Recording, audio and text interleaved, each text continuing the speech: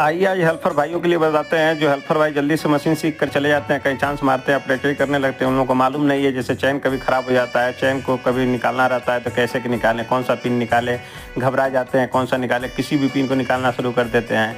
तो आइए हम बताते हैं कौन सा पिन निकालना चाहिए। तो इसमें सारा पिनों में से एक मास्टर पिन होता है। आइए कैसे पता करें कि मास्टर पिन है। तो सबसे पहले ऐसे पिन को चेक करते जाएं। जिस पिन में होल रहेगा इस तरह का, जैसे देख सकते हैं, उसी तरह इसमें छोटा सा पिन होगा। देखिए मैं जूम करके दिखाता हूँ।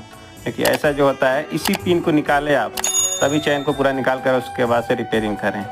किसी भी पिन को ना निकाल दें, एक ही पिन